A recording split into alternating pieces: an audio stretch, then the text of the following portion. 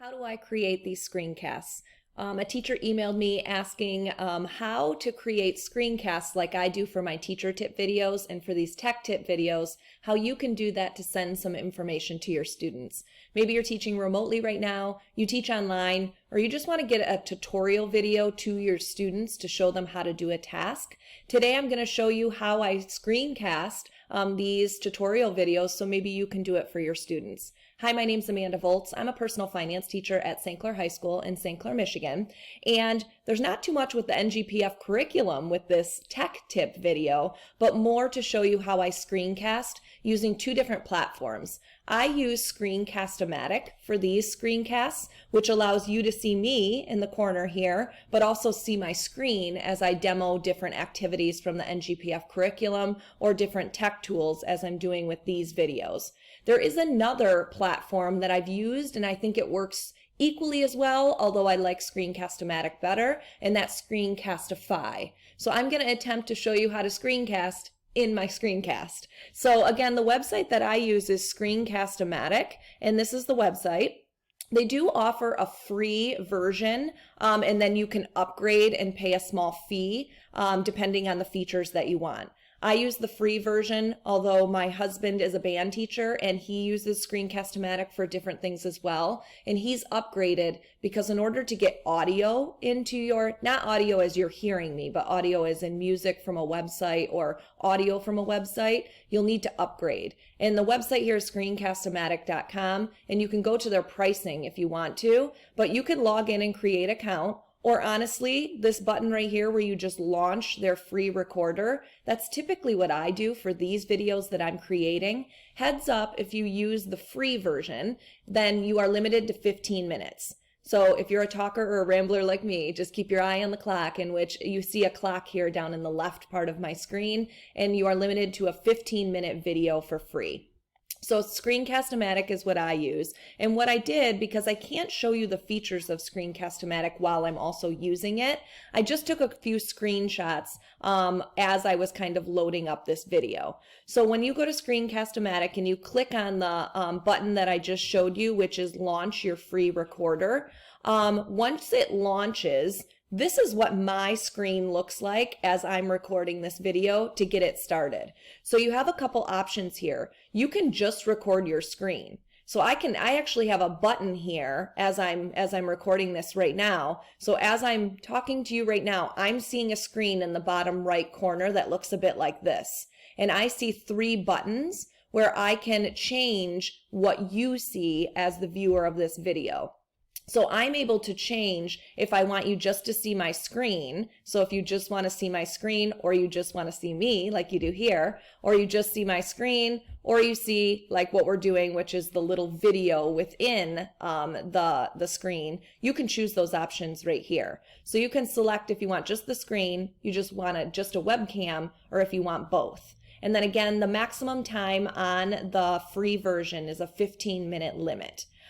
You can choose your size, you can choose your mic. So some of you can use just the computer mic if you want.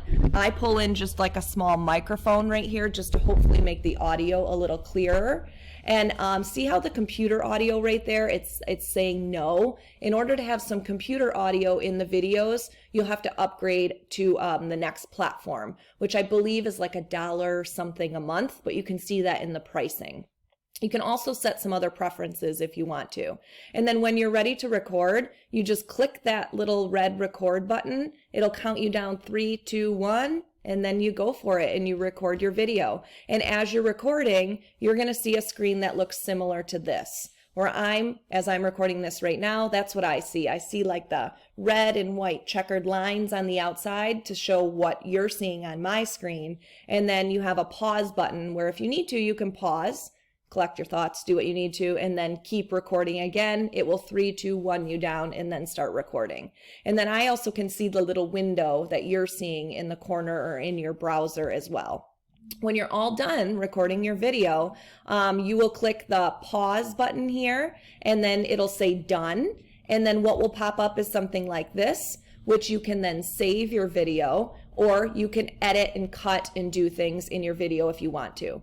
to be totally honest, and as probably you can tell from the quality of these videos, I just go for it. I don't edit them. I just kind of talk to you as if I'm trying to help you out as a fellow teacher. So you can do some editing if you need to, but otherwise it's just going to prompt you to save it. And then when you save it, you have some options. You can save it as a video file. You can save it or upload it to Screencast-O-Matic if you build out an account with them. I didn't log into an account. I just kind of record and then I save it right onto my desktop and then upload it to YouTube. But you can also just upload it directly to YouTube right here. That's just kind of my process in working with NGPF, but you can upload it right to YouTube and then send it out to your students via whatever platform that you need. So how could you use this with the NGPF curriculum? I think you could use it in a variety of different ways, particularly if you're teaching remotely or online right now. You could use it as you want to teach a short little lesson if you're teaching online, and then lead into an activity that students complete. Sometimes in some of their projects, I think of the project 5 Stocks on Your Birthday, which is in their investing unit.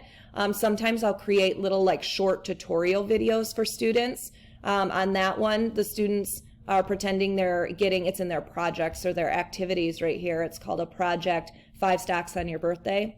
The students do some work with spreadsheets. They pretend that grandma bought them some stock 10 years ago and looking at what the return on the investment would be. And some students are really awesome with the spreadsheet component of that project. And some students need a little bit more like teaching or step-by-step instruction.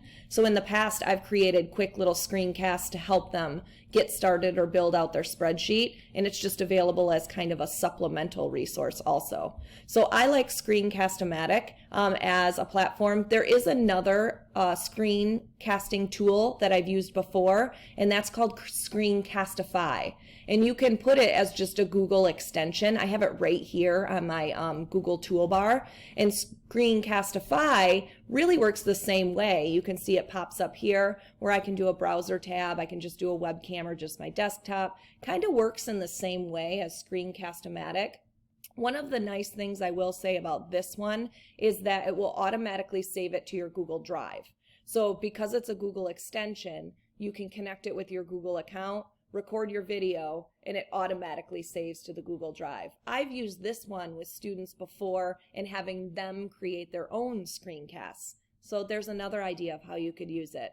Maybe it's not just you, the teacher, delivering curriculum to your students, but you want them to do a screencast to send work to you. And this one has worked well. It has worked well in the past because it automatically saves it instead of having to do the connection to YouTube and all of those different things. But this is an equally usable screencast tool. So hopefully this is helpful to you as you're teaching students, or maybe ignite some ideas of how maybe you could have students create their own screencasts in the classroom with different projects.